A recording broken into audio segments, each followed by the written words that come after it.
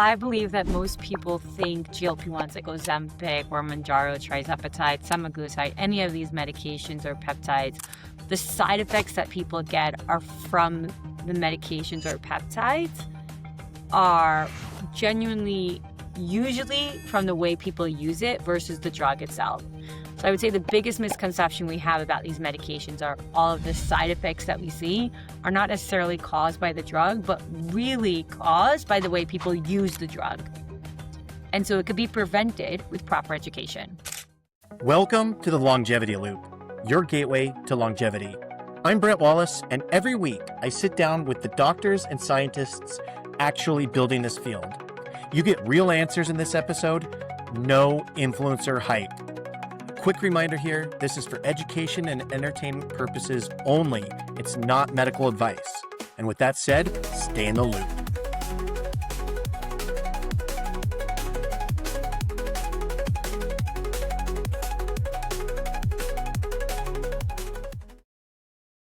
Bracca, I want to start the show off with one question here. And this is the question that I want to ask.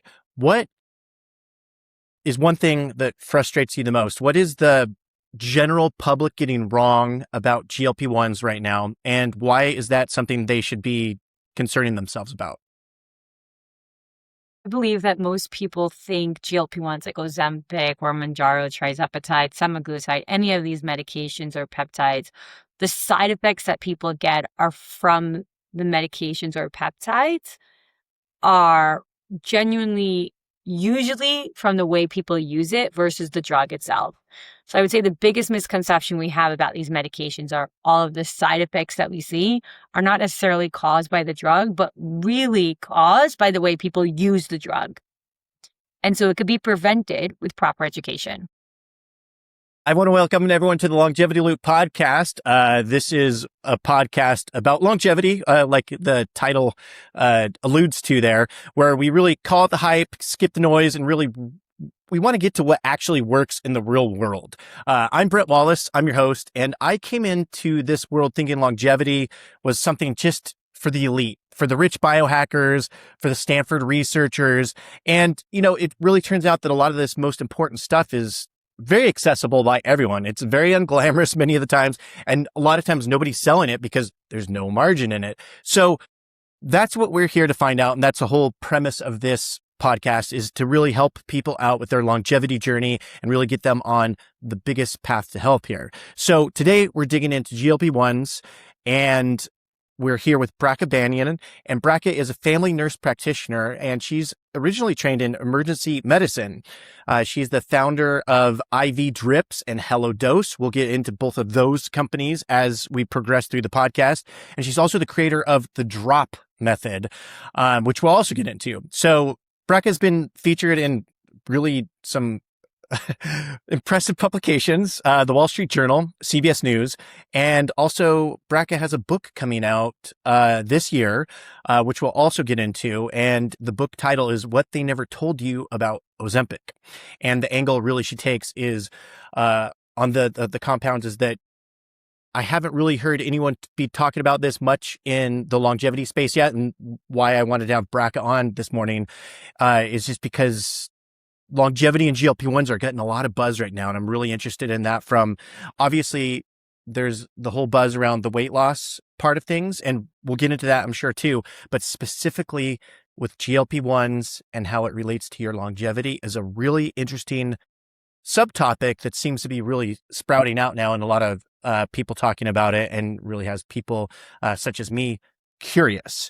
So I'm super excited to talk to Bracca today. So just one real quick thing before we get back into our conversation here is a medical disclaimer. I want to be upfront. I'm the guy with a constant glucose monitor, a nutrition degree, and really like just too many supplements in general. But I am not your doctor. Bracca is not your doctor. And nothing in this episode is supposed to be used as a diagnosis, personal medical advice, or any sort of treatment plan. This is purely for education purposes. Precision health with longevity is really what it is. It's personalized health, and it's very to the each individual thing. Just like we'll talk about today, GLP-1s is like, depends who you are, is how you're going to take this. And it just depends what your end goals are. So you really want to consult with a professional physician, your doctor, or even a clinic such as Bracca's that does specialize in this before taking any action on any of that. So what works for me, what works for Bracca may not be something that will work for you. So if you are looking for a longevity doctor, look up Bracca's company, or you can go to Spanner, which is our sponsor for today, SPANNR.com. And there's personally researched and reviewed clinics there. And really, that's one of the fastest ways I know to find someone that's really qualified in your area. So with all that said, Bracca, welcome to the show. So my curiosity here, you started out as an emergency trained nurse practitioner, and you ended up running 2 clinics built around GLP-1s and IV therapy. So how did you make that pivot? How did that work? Was it just, I want to hear about that pivot that you made. Sure. I worked in an emergency room about 10 years ago, downtown Brooklyn. And I remember a particular day where I saw a woman waiting to get an IV to get treated, to get seen in the ER for about 5-6 hours. I remember her standing in the hall. She had a case of really bad food poisoning. And I remember seeing her actively vomiting. And about 6 hours later, she was assigned to my name. I put an IV in her and made her feel better in 45 minutes. And I thought there has to be a better, faster way to help people feel better without them waiting in an ER for 6 hours. And I thought, what if we could bring wellness to you? What if we send nurses directly to people's homes to treat them in the comfort of their home? And I strongly believe that wellness should come to you. Healthcare should come to you, because of the times that you're not feeling well, that's a time where you don't want to be waiting in line. So I started a company called IV Drips, where we send nurses to your house to do on-demand infusions, on-demand blood work, and to help people feel better and live longer. So that was, my business for about 9 years, past 9 years. About 4 years ago during COVID, I gained about 20 pounds. I was pretty much thin my whole life, never struggled with weight loss. Weight loss industry was never something I was going to go into. I just was not passionate about it, and I just didn't relate to it. When I gained 20 pounds, I started giving myself the same advice that I gave my patients, was diet and exercise. And I was dieting and exercise. I was working out at the gym with my friends every single morning. I was eating healthy, and I couldn't lose those 20 pounds. And so I realized everything I was telling my patients wasn't working for me. So again, my brain always goes, there has to be a better, faster way to get something done. Like, I can't be losing, like, this can't be the way to lose weight, because it's not working for me. So I went on Ozempic after telling my patients I'm never going to prescribe it for you, which is quite ironic. Yeah. And in 4 months, I lost the 20 pounds. But what I realized was that the drug came without instruction manual. Yes, we understand the dosages that people should take from Ozempic, itself, but I wasn't using it like that. I was using it to lose 20 pounds, which worked really well for me. And I only got healthier and stronger. And so I realized that these drugs are revolutionary. I realized everyone's talking about it as a weight loss drug, but essentially what they were longevity drugs. So the past 4 years of my life, I've dedicated my time, and it's been a really strong mission of mine to help spread education about these medications to the entire world. It doesn't matter whether we could prescribe it for you or not, but just if you're being prescribed these medications, I want you to know how you could use them to have long-term success. And so I developed something called the DROP method, which helps people, it's a framework to help people really go on these medications correctly. And if they need to go off of it, or if that's in their plan, like how to go off of it correctly, and also just how to be on it for the rest of your life, but have long-term success. Yeah. So I want to touch on something that you mentioned there. So pandemic, you gain weight. I feel like that was like everyone's experience, is like the freshman 15 of college, right? But it's like the COVID 15, like at least that's what we called it in our house, right? So sitting around just eating, you're like, well, if the world's going to end, I might as well end on a bed of cookies, type of thing. But you said you never really wanted to work weight loss, anything like that. So what was going through your mind that changed your mind on it, right? Like, so you have the weight, and I feel it wasn't as simple as like, here's this weight loss drug, I'm just going to take it, and lose it. So what was that process of like you changing your mind? did you have a friend that recommended it to you, or you just were seeing patients around you? What was the kind of moment? Well, patients were asking me for Ozempic during my IV drips company during my journey, which we still have. I have 2 businesses now, but people were asking me for it, and I flat out said no. One, because I didn't experience the pain and the struggle of losing weight. I didn't experience it. And so it was very hard for me to fully understand why someone needed a medication to lose weight, because I just ate and felt full. So I couldn't fathom why someone would need it. And all I thought was, if you just eat less, you'll lose weight. Like, it was so simple to me, and I didn't understand why someone would need a drug. And I believe that I gained the weight. I always believe like things happen in your life for a reason. So now I believe that, looking back, that I gained those 20 pounds because I do believe this is part of my life mission. Like, I gained that weight so that I am here now to bring education to the world and help people learn how to use GLP-1s. Because if I didn't gain that weight, I would have never pivoted. I would have always thought that way. I mean, I think so. But because I personally struggled, then I understood, but I am trying to eat less. I am working out. Like, I am trying hard enough, and it's not working. So it allowed me to see a different perspective once I was in that situation. It's kind of like, don't judge people till you walk in their shoes. But now with proper education and the world just moving towards this, towards being like, towards talking about it, I think that you don't have to struggle with weight to understand why people go on weight loss drugs now. I think that we've changed, like the medical industry has changed so much that people understand today weight loss is not fully willpower, but there's a biological component. And, I'm excited where we're moving to in healthcare. Just today, we renamed PCOS. Like, I'm excited where we're moving to. I think we're moving to a place where we are understanding longevity and metabolic dysregulation, not so much about people trying harder. It's like, work smarter, not harder. What did you just say about the PLAS? What was that? Where it was renamed? So PCOS is being named to PMOS. So we're not saying you need to have a cystic ovary to have this metabolic dysregulation. It's basically being termed now as a metabolic dysregulation versus someone who has cyst in their ovaries. So it's just coming to prove that 2 different things. It's going off topic here, but 2 different things. One, it's like healthcare failed women in a really, really big way.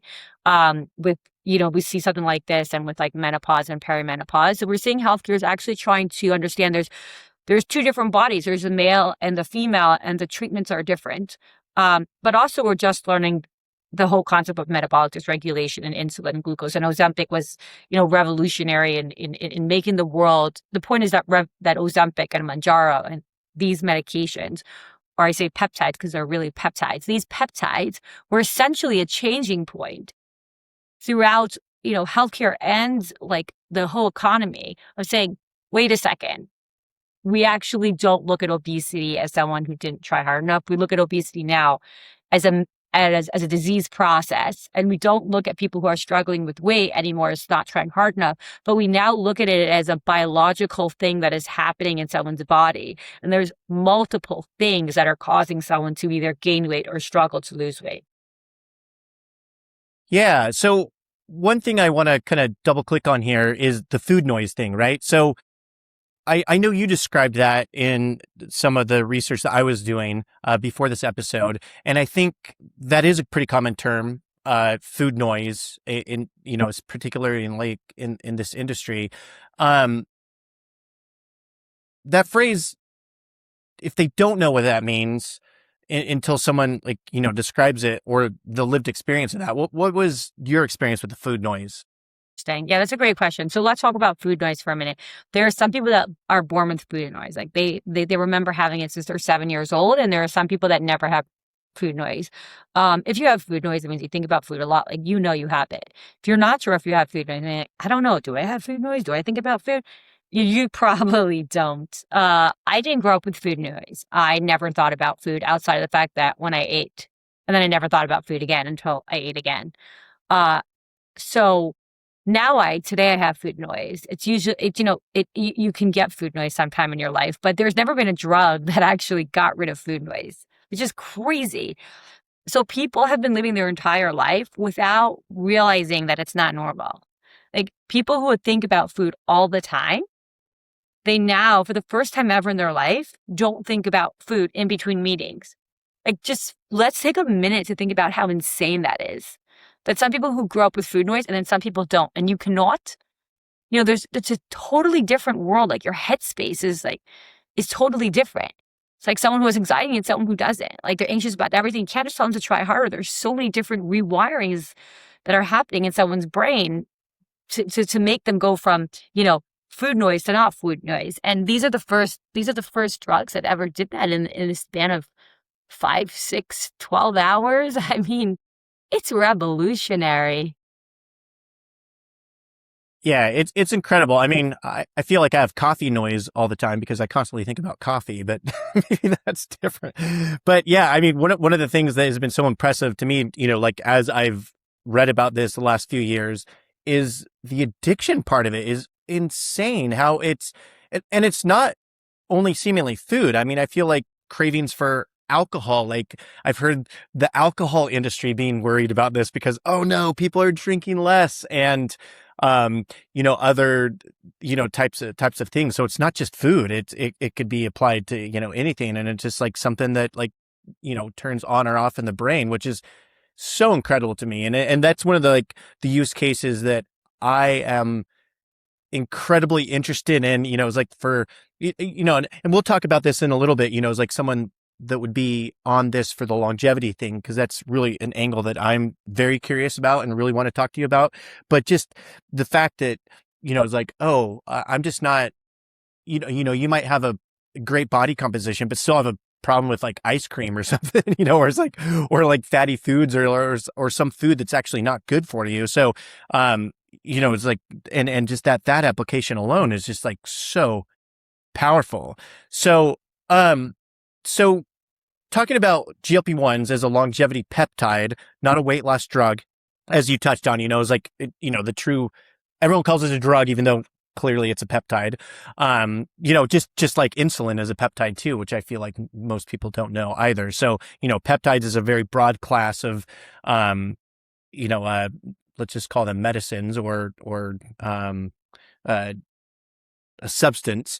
Yeah. So why is most of the GLP-1s conversation focused on, I don't want to call it the wrong thing, but it's all about weight loss. And is it just because that's what most people are concerned about? Or as it kind of branches out into all these different areas of like, oh, wow, it's working with addictions. Oh, it's working with longevity.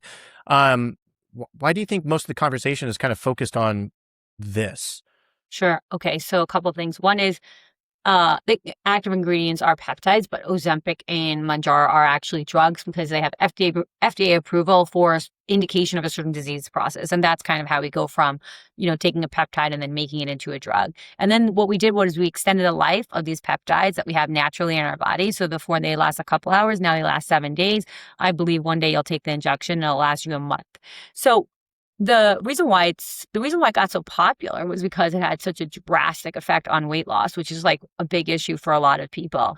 We've been using it since 2005. Byetta was the first. Byetta is were like the first drugs that were GLP-1s that were FDA approved, prescribed drugs that most endocrinologists were using in their practice, where most diabetics were going on it, type 2 diabetes and diabetes and losing weight. The reason why they became so revolutionary and so popular was because they finally got FDA approval, not just for diabetes, but also for weight loss, which is what caused them to become so popular. And, 4 or 5 years ago, everyone started taking it and they're like, hey, wait, you can lose 10 pounds on this.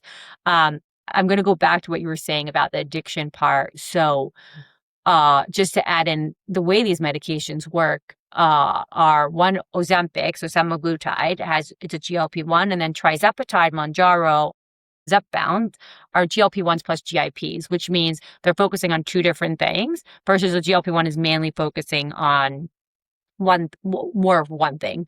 And so, in general, you'll lose more weight on Mounjaro, tirzepatide, but there are certain benefits that I believe we have from Ozempic drugs like the GLP-1 drug, which works on your hypothalamus much stronger than tirzepatide does. And your hypothalamus is a part in your brain that is responsible for reward and pleasure. So when you say, "Oh, I think about coffee all the time," so that's something that you're addicted to. You're addicted to coffee and you're thinking about it a lot, versus someone else would be addicted to like chocolate chips or cookies. Or you know what? Someone else could be addicted to purging. Someone could be bulimic, and that's their addiction. And they could take this drug and stop thinking about purging. So when we talk about this place in our brain that we're actually able to alter our pleasure and reward system, it actually alters our dopamine, our desire. That's what it is. It's desire. I have desire to have a cookie. I have desire to have a coffee. And it plays with the desire that someone has. You could essentially use these medications now to rewire people's desire, because some of it's like learned. And if food is addictive, then can we actually change the way people are wired to want certain foods?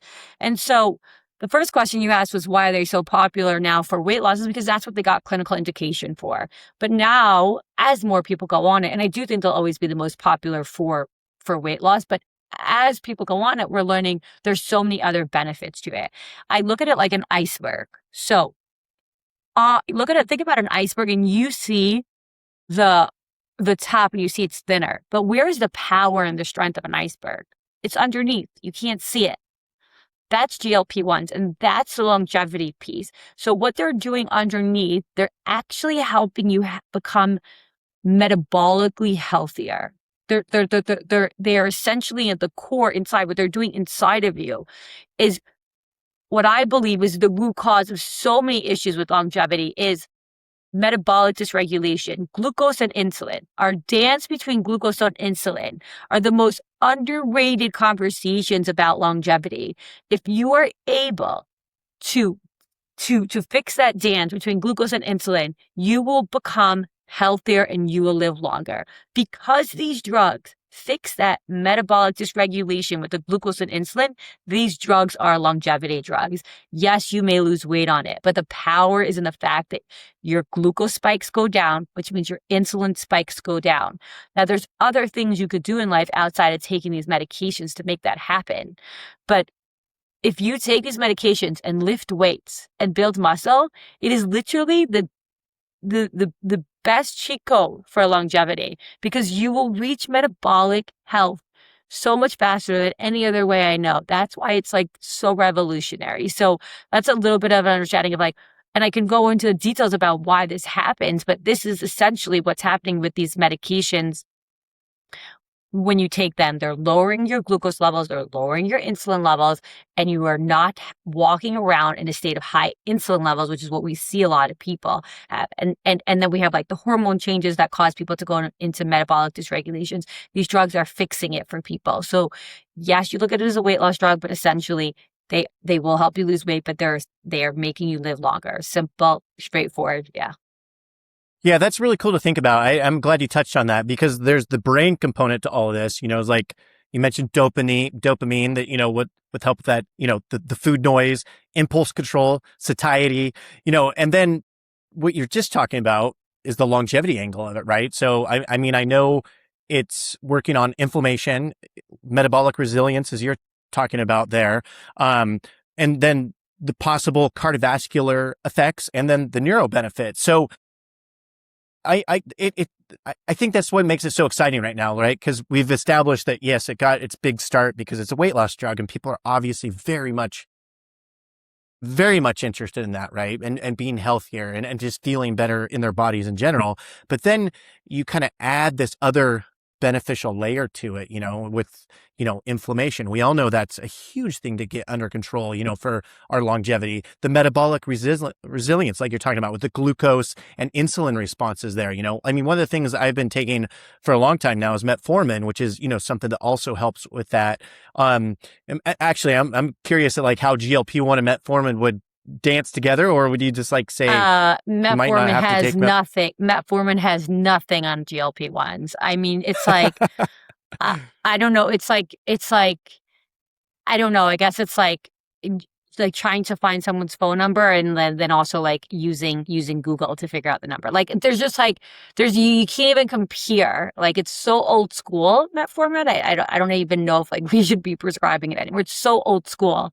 Like there's no benefit that you would have by taking metformin that you won't get through GLP-1, and there's by far more benefits. Plus it's really hard on the stomach. Even if you do everything correctly. So I generally like GLP-1s much more than I like metformin. It's a better longevity drug. It is just so much better. Yeah. Yeah, that's really cool to hear. Yeah, I mean, it's like I've never taken GLP-1s. I've been very curious about it, and just talking to people like yourself that are very educated on, the compound and as well as the science about it, and so, it's like it'll be a TBA, if I end up taking it down the road, but it's just such a crazy thing that, when it first came on the scene, it's like we were saying, like, is it just the weight loss, and now it's like this stuff is slowly coming out about all these things. So let's talk about dose distinctions here, because there is a part of this, a lot of the podcasts and some of the practitioners and doctors that I've talked to, there's, I feel like when it came out, it was like everyone was taking these mega doses, right? And then kind of getting some side effects, as far as like maybe muscle wasting or whatever. And then people kind of got tuned in to be like, hey, let's maybe slow the dose down a little bit, and then maybe take it with another peptide that can help,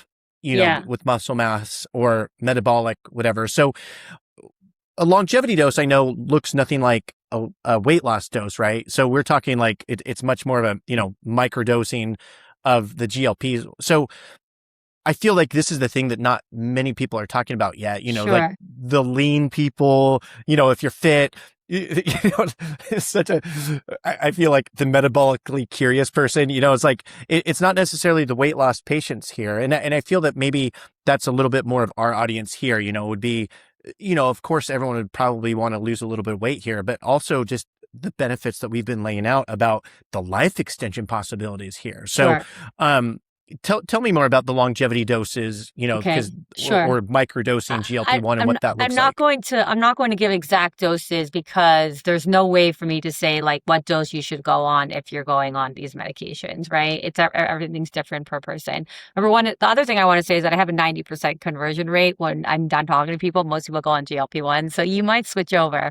I wanna just tell you what these. So let's just talk about quickly. So we said the medication helps with like reward pleasure in your hypothalamus. The other thing it's doing is actually has an anti-inflammatory, helps lower the inflammation. And that's also because it lowers your glucose spikes and it lowers your insulin. Okay. So just so you understand what's happening on a longevity level, because you're lowering your insulin levels, you're lowering your inflammation.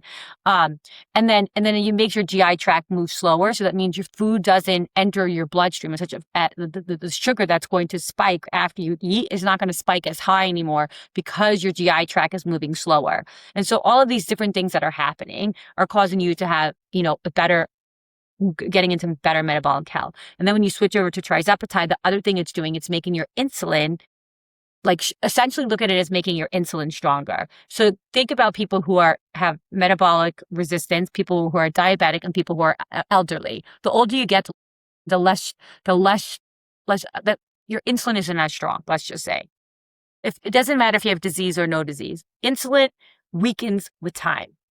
And so tirzepatide with the GIP, it helps make your insulin work better. Now, when you're going on these medications to lose weight, right, significant amount of weight, a lot of times you need to go into higher doses, but not always. It's so dependent. I have clients who need to lose significant amount of weight and they do really well with low doses. It depends on what we're also like, what are we targeting? What are we doing? If someone who has a uncontrolled hemoglobin A1C, it's a little bit different when you're saying, I want to help you lose 10 pounds. It's just a different situation. And so you're targeting more that than you're targeting the hemoglobin A1C. It's a win-win situation, because as you change what you eat, which you have to when you go on a GLP-1, because if you have foods that are high in fat or high in sugar, you'll feel nauseous. And then the medication's also causing your insulin to go down. It's like a win-win. You slowly start you're on it for 3-4 months, your lab work changes. It's just what happens. So usually with people who want to just go on it for metabolic reasons, in terms of, I just want to improve my metabolic health. I don't have diabetes. I'm not overweight. I just want to lose 10 pounds, but I also just want to feel better about my body and just live longer, be on a longevity drug. You're usually talking about lower doses. The question is, which medication are you going to go on as well? So women who are in their menopausal years or perimenopausal years are going to just do better on a low dose of tirzepatide. Whether that low dose for them is 0.07 or 1.7, or on Ozempic, it's 0.125 or even 0.5 or even a little higher than that. If you're focused on weight gain due to hormonal changes, so that means I have insulin resistance, that means chronic obesity, PCOS, insulin resistance for whatever reason, doesn't mean you're overweight. You could have insulin resistance due to the way I eat food. Like if you're eating a cappuccino from Starbucks and then a pizza, and you can eat very little food, but you're always living in high insulin state, you could with time, you have insulin resistance, or people who are going through hormonal changes. So after you give birth, perimenopause, postmenopause, there's hormone changes. So tirzepatide, low dose tirzepatide is a much better drug. People who have more of an addiction happening. So I binge eat, I purge, I drink alcohol, and I think that's where I'm getting the weight gain. I sometimes see Ozempic work better, semaglutide, but I actually sometimes need to go a little higher on the doses with those people because I'm trying to change something in their reward system that a low dose may not take. So it really depends on the person. Some people are a little bit more sensitive, so we are able to go low. The key is to listen to the drug. Listen to what it's telling you in your body. It will give you feedback. So if you eat something that's not good and you listen to it, I feel sick, and then you change your behavior. So the quickest way to change behavior is through real-time feedback. Listen to the drug. 20 minutes later, it tells you, I like that. I didn't like that. I like that smoothie. Actually, it's not that healthy for your body, because it will tell you every time your sugar and insulin goes up. If you listen to it and change your behavior, you could probably stay on a low dose much longer than people who don't. So the other type of people that go on these medications, they're like, cool, I want to have the drug, and I want to eat less fries. And so those people don't change their behavior as quickly. And so they have to continue to go on doses that are higher and higher and higher because they're not changing behaviors. And if they're not rewiring the way their brain works, the drug will only work for X amount of times, and then you grow tolerant to it. And so there's never one size fits all. But if someone has no food noise and they're just like, I just want to go on this to be healthier because I'm learning that it helps, like what you do for the metformin, I'm learning that it helps me live longer, depending if it's female or male or hormonal component. But low dose of either one of these drugs will work wonders. And you could actually go on these medications and use a continuous glucose monitor, and you could really see the changes that are happening in your body. It's really cool. So that's like my answer in a very long way. Yeah, no, that makes sense. I mean, that was the one thing that came up because I use constant glucose monitors periodically just to really dial in, like what time of day to eat and what is, and especially being an athlete, like I go on, 2, 3, 4 hour high intensity bike rides, and I'm always curious about the fueling part. So I'll always, it's like when I have it on, it's like I stop and, tap is like, okay, like let's eat a couple more, like, like high carb bars, or I've been playing with ketones with it too, while fueling on the bike or longer runs. And so that was the one thing that I was curious about. Is it sounds like that's a perfect case for a CGM where you're just really, like have your dose, and then you figure out it's like, okay, like maybe I need a higher dose, or maybe I could go lower, because obviously, like with most things, it's probably the minimum effective dose is what you're looking for, right? So it's like, Yes. It's not like here's 1,000 milligrams for the rest of your life. It's just, it's like, let's titrate it down, titrate it up,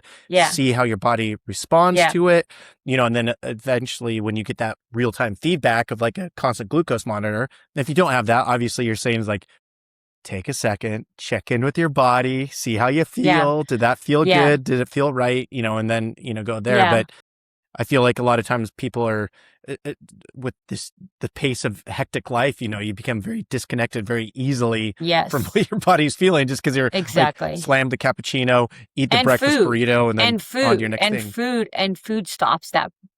Processed food also stops that dysregulation, that the brain gut connection.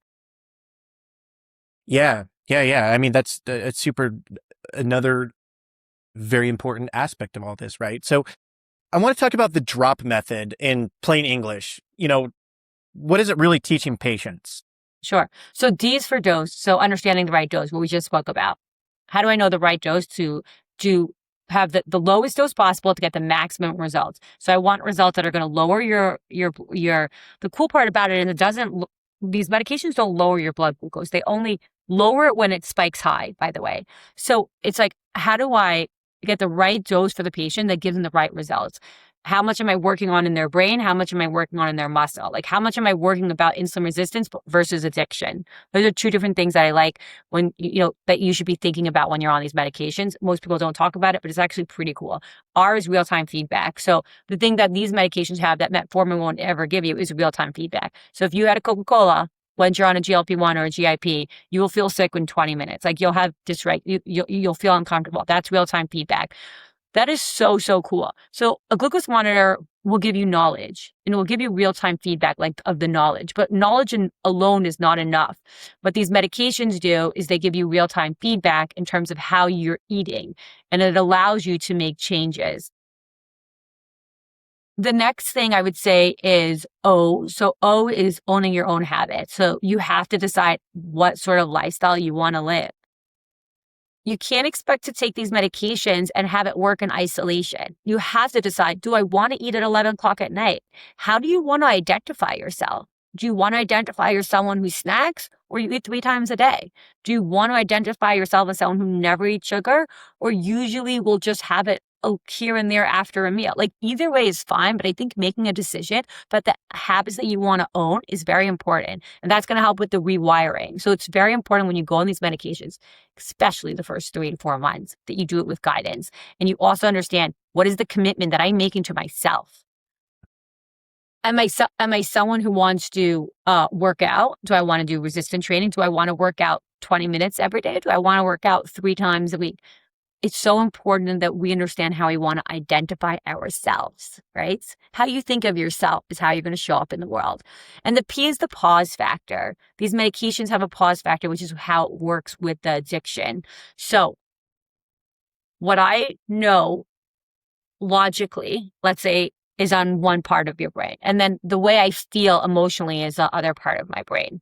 Those are attached when I make decisions. And usually I know something, but the decision that I end up making is more of an emotional one. So I know that I don't need to eat this cookie, but I feel like it's going to make me feel better in this present moment. So my dopamine, that's my dopamine, my desire is what takes control over the action that I make, not the logical one for the most part. Okay. And so knowledge alone is not enough, right? We have this desire to do something. We usually follow the desire. These medications split my logic versus my desire. It dampens desire and it allows you to make a more logical decision, which is revolutionary. It's phenomenal. I mean, you could rewire people's habits because of this drug. Like if once you understand you want to use it like that, that's pretty cool. So that's the drop method. Yeah, that's awesome. So the dose dependent, and then real-time feedback. You got to listen to what the drug's telling your body. Yep. Yep. Own it and then pause. And it seems like, like the pausing part of it is actually a part of GLP-1s because it does kind of give you that especially, and it sounds like Ozempic is more the feedback as far as like the addiction part of your brain. So does that help with that pausing part if you are on something like Ozempic where it helps you? Because I know for me, it's like, I'd love to snack, right? And I'll come home and I'm like hungry and I'm like, okay, guacamole and chips and salsa is like my go-to, right? Like I just like every time I'm like there. So, and if I'm hungry, I think that's a reasonably healthy snack. But, say if I do, that pausing thing, like a lot of times, it's like, do I need this before? Does it help with that decision-making process there? Yeah, 100%. So that's the pause factor that I just spoke about. So you come home, you have a habit, it's desire, it's habit, it's routine. And then there's the logic. Like, I don't really need to eat these chips right now. It's really, really hard. I mean, you could try. I don't think that you're going to win. You could try and you could say, I'm not eating guac. and chips. Like if you logically decide, I want to do this change, it will be really hard. But if you went on a low dose GLP-1, if you went on a low dose of semaglutide and you're like, I decided I don't want to do this, you would be able to make a different decision. Like you'd have tea or have something else. Like it's so much easier to do it when the medication is dampening your dopamine a little bit, your desire. Now people are like, does that mean people automatically, when I talk about desire or dopamine, they think, is it going to make me have less sexual desires? Like that's what most people are afraid about. And the answer is no, it really depends. It will amplify whatever's really happening in a certain way. Most women, I feel like as they lose weight, they feel better about their body. And so their sexual desire increases. And the same thing can happen with men. But what I do notice with men, I'm going off topic here, and this is interesting when people like hearing about it, but with men, a lot of times they like being aggressive. So they like saying, I'm going on a high dose, I'm going to lose 30 pounds, and I'm never going to have to take this drug again. I'm going to lose 30 pounds in a month. And they're just like erratic.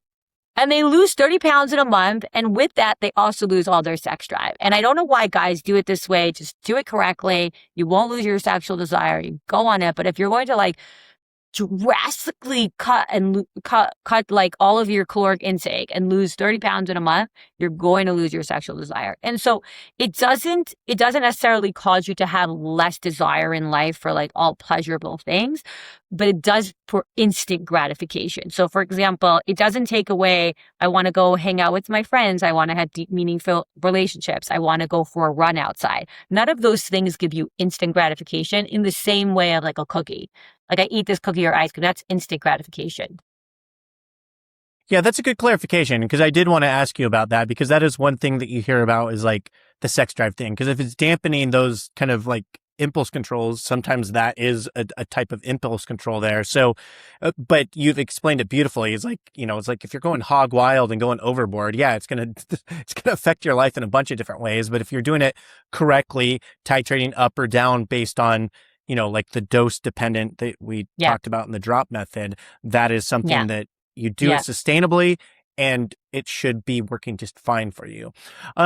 There's another stat that I saw on your HelloDose site, and that was the regain stat of 80%.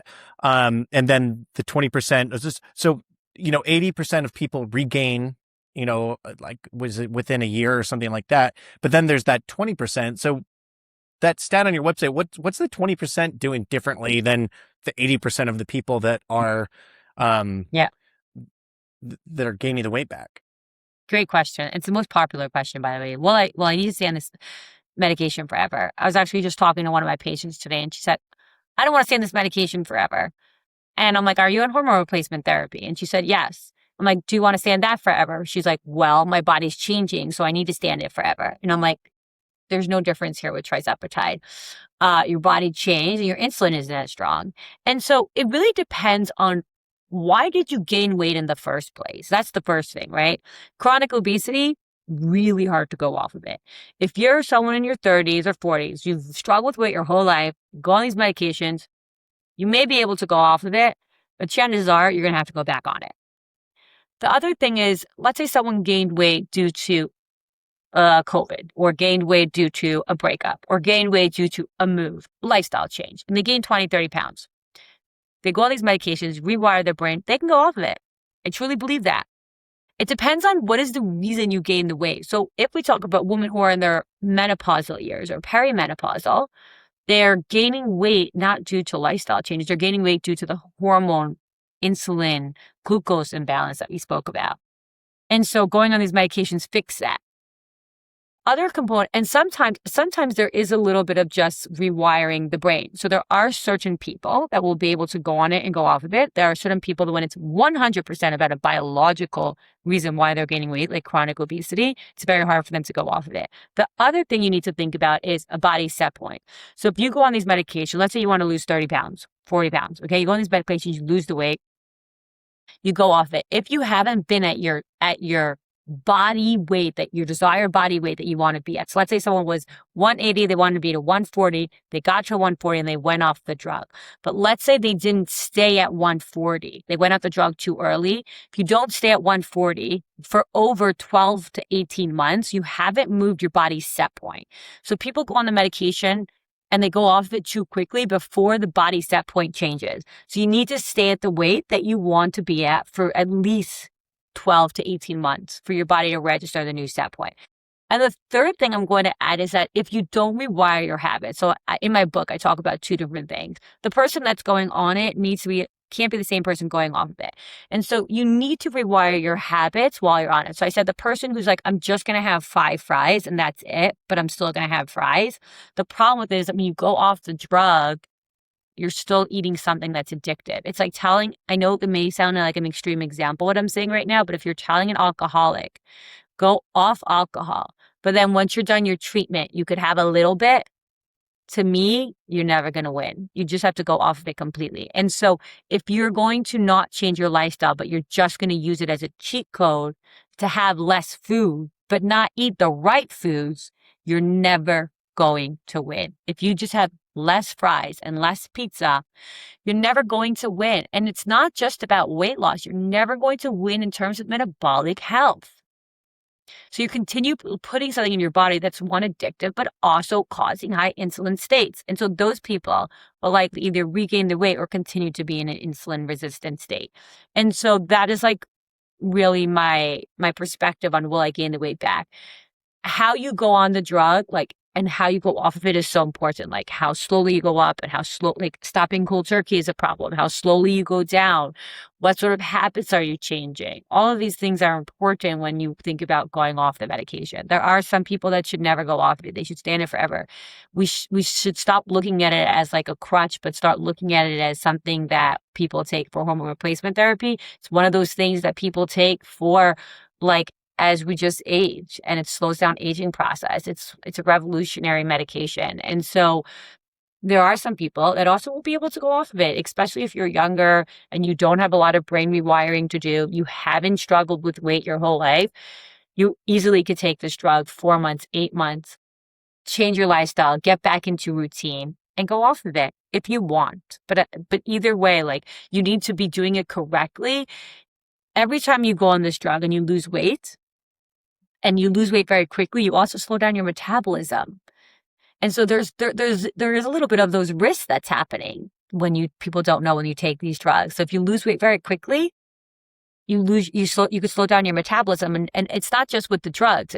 We see this with the biggest losers as well, people who lost significant amount of weight very quickly. And so it's really slow and steady. You have to look at these medications as like a lifestyle versus I'm going to go on it, I'm going to lose tons of weight in 60 days, and then I'm going to go off and everything's going to be fine. Bad idea. You have to be on these drugs at least for 4 to 8 months if you want to lose even 10 to 15 pounds, because you need to rewire things. Yeah, that's really cool. Maybe I'm going to be in that 80% where I'm like, all right, Bracca, let's Did I convince you yet? Did I convince you yet? I'm curious.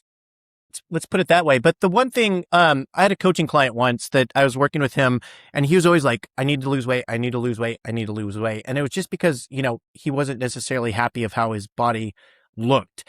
And the reframe we talked about was actually, well, maybe you should put on more muscle and not really worry about the actual, I weigh 200 pounds and I want to weigh 180 pounds. What if you weighed 220 pounds, but actually lost fat, gained muscle, right? And so isn't that something else that would be another, a great use case for GLP-1 here? If you're looking to increase body muscle mass, but then just drop fat, it is potentially that you could actually gain weight there, but actually drop the fat, right? Because that would also be... Yeah, sure. But you're going to lose, if you do it correctly, you'll lose pounds on the scale. Even just to talk about the muscle thing, if you don't lose a pound of fat, you will not lose a pound of muscle on these medications. These medications do not, in isolation, cause muscle loss. It is with the result of the weight loss that causes it. This drug alone, if you don't lose any weight, you take these medications, you're not going to lose any muscle. It doesn't cause muscle loss. It's as you lose weight, fat, you lose muscle. And so people who work out won't have that problem. But yes, muscle does weigh, but it doesn't weigh as much as fat. And so when you go on it, it could be that you're gaining muscle, so you're not going to see the shift in the scale as much, but you will see a shift in the scale 100%. Yeah. Yeah, well, not to mention just body looking, looking at your body, you'll probably look Lean. more Yeah. muscular as well, just because, like as you see those weight 100%. loss people, the fitness models, they're like 8% fat or something crazy. So you're just going Yeah. to look ripped no matter what, right? So walk me through something when someone first finds you, right, on HelloDose, where are they usually coming from? Are they just Googling GLP-1 and near me or something like that? And then they find your site? How is someone finding you? And, and then what do you think makes them kind of click the button to call or fill out the form to, talk to Sure. you? Or I'm sure you have people working with you as well.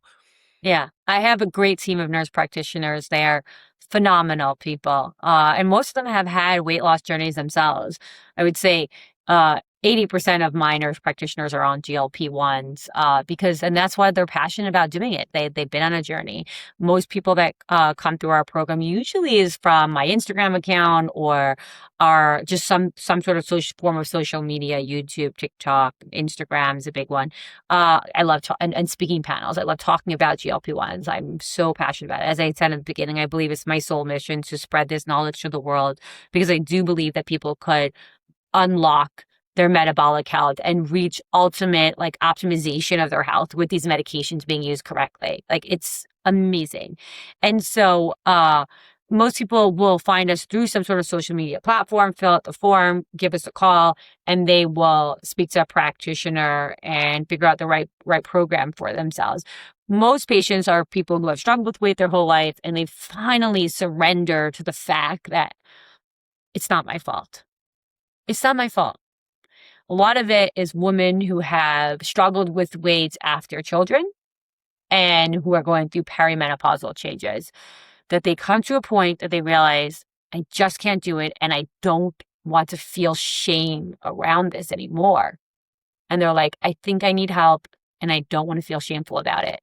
It's such an important topic to talk about in general. Just there shouldn't be shame.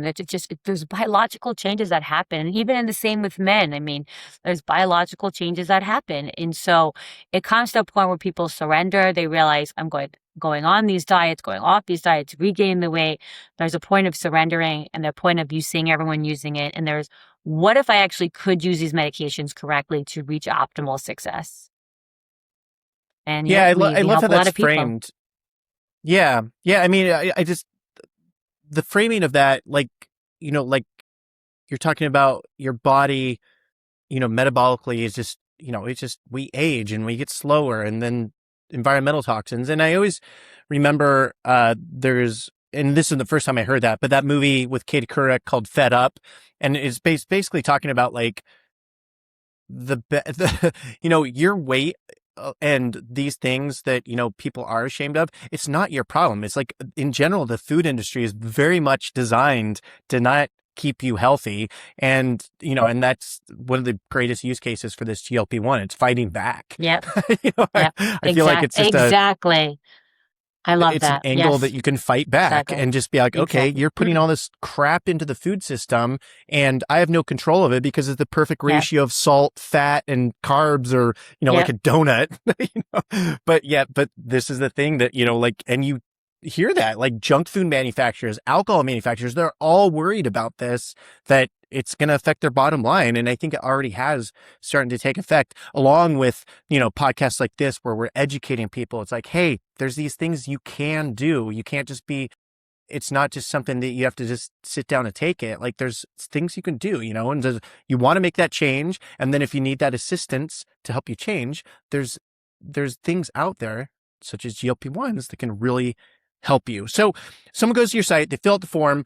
What's like the next step? So they just get a box sent to them where they take their own shots? Do they come into your clinic? Like what's the process of someone who's never done this before and it's their first curiosity into it? They find you on social media, they go to HelloDose, they fill out the form, someone talks to them. Do they have to go into the clinic or is it nationwide? How do you work with distributing this? Yeah.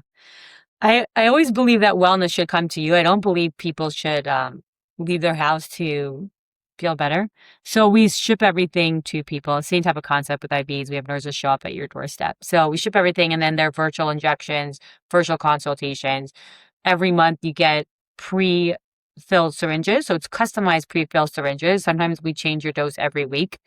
Sometimes we'll for 2 weeks, you'll be one dose, and then another 2 weeks, you'll be a different dose, and then you'll speak to your nurse practitioner every 3 weeks, and then you'll either keep your dose the same or readjust it. So it's very customizable. You have pre-filled syringes that show up, to your doorstep, and then we do coaches and group meetings and ways to help people figure out what to eat and how to remove shame from your life. And so it's a all interdisciplinary approach when it comes to going on to GLP-1s. It's not just taking the medication. So yeah, they go on our website, they fill out a form, go to our Instagram, HelloDose_. And yeah, we're my Instagram and we help people. We've helped a lot of people. I love it. It's a very big passion of mine. And, I'm curious if I'm going to get a text from you next week, be like, hey, GLP-1 curious, change my mind. I mean, these drugs I am telling you, like, if you would have met me like 5 years ago, I would have told you I would never do anything in the weight loss industry. I am telling you, these drugs are the most revolutionary drugs that we have seen and will see the start of these revolutionary drugs in our lifetime. You take these drugs, you will live longer and live healthier. It is a fact. What it does inside your body is insane. It is so cool. I truly believe that, first of all, anyone who has any sort of metabolic dysregulation should be on these medications, and anyone who's above 50 should be on these medications. With the right guidance, you really could take control over your health and optimize it. It's amazing. With the right guidance, right education, I'm a big fan of it, obviously. Yeah, that's super cool. So let's talk real quick, like some rapid fire. I call this the loop filter here. So, you could just keep it fast. And basically the three answers are like, does it move the needle? Is it mostly noise, or might need some more context here? So, let's go. One thing about you hear with GLP-1s, compounded pharmacies versus the big pharma, the pharmacies. What's your take on that? Love compound pharmacies. We can microdose. We can change the dosing. I'm 100% compound. It works just as well, if not even better. Nice. I'm glad you say that. I'm on the same page. I think compound pharmacies are awesome. Berberine. Sometimes it's labeled as the natural Ozempic. What's your thoughts? Nothing works as well as the peptide itself. Nothing. It doesn't matter. And also, peptides should be injected to work. They cannot work by mouth. Okay, that's good to know. Yeah, because I feel like there is a lot of kind of news and noise about like, hey, we have this new one, or whatever. So will never work as well. That's great. Stacking GLP-1s with creatine and resistance training. 100%. It's magic, Awesome. But nothing works in isolation. You got to do a combined approach. Yeah, 100%. And you've touched on this, and we can go into this even a little bit deeper, but the last one is tirzepatide versus semaglutide for the average user. And you got into those a little bit, but just maybe let's go a little bit If you deeper. have a significant amount of weight to lose, or if you have perimenopausal symptoms, or you have been struggling with weight your whole life, tirzepatide, Mounjaro, Zepbound is the way to go. If you have an addiction and you want to help with alcohol, you want help with binge eating, if you're bulimic, Ozempic is a really cool drug that can help rewire your habits, and you work on your reward system with the proper integrative therapy. It's really cool. So it depends. Situational weight gain, 5-10 pounds, Ozempic is great. So it depends on what's happening. I've never heard this, but I'm also wondering about productivity. Like someone was like head down and we're productive. If it's taking out the impulse control to like go surf some internet while you should be working, have you heard any use cases for that? I do wonder about that a little bit. I wonder if people will continue to explore that part that it's affecting on our brain and like double down on it. I will tell you that patients that I have that have severe ADHD, usually people who have severe ADHD struggle to lose weight because of the impulsivity. These medications don't work as well for them alone. So they need to still do phentermine or Adderall with this for it to work. So I think that I don't know if it's going to be in isolation a treatment for that. Not sure. I don't have it's an interesting space to still explore. There's something happening there, but I don't know. I think there's more to this than we know right now. Yeah. Yeah, I was just wondering like about that. I'm glad you touched on even the ADHD thing, but yeah, I was just curious because if it's doing so much like rewiring and different patterning in your brain, it seems like it could be billed as a productivity drug as well. It's like Yeah, there's one thing. So I will add that so there are patients who are struggling with, let's say, emotional eating, and they go on these medications and they're able to now think about their problems versus thinking about foods helping it. So for example, someone has anxiety, bad relationship with their mother, and they continue to emotionally eat every time they feel anxious. Go on these medications, they're not thinking about food anymore. So they start thinking about the real problem, which is their relationship with their mother. And so we work with a really amazing psychotherapist, Marianne Cohen, and she helps our patients understand that it's your problem that you're having with your mother. And now the fact that you're not thinking about food, your thoughts are being filled now with what's really happening, the problem with your mother. And so when you take away the food thoughts, other thoughts may enter your mind, and hopefully it's the thoughts that you need to work on. So it's cool. Wow, that's cool. That's really cool that you have someone to work with, someone with the mental health and coaching aspect of it, because that's one thing I always, really want to drive home from the longevity aspect. There's so many things, like food, exercise, sleep, there's all those things with the longevity. But the one thing that I feel is vastly underlooked and underappreciated just in living a long, healthy life is the mental health part of things, So that's cool to hear that you have someone on staff that can actually work with people and, and help them through those issues, because, like you said, you remove that food noise and then all of a sudden, oh, this is the real issue you've had the whole time. It's your relationship with your mother or something like that. So that's really cool. So let's just wrap this up with someone that wants to find out more about you. Looking for an IV, ivdrips.com. Looking for a GLP-1 program to help you reach optimal success, HelloDose.com. Also our Instagram, ivdrips _ HelloDose _ best place to reach out and start your healthcare journey. And very, very, very, very passionate about this. And I hope to help and save millions of lives every day.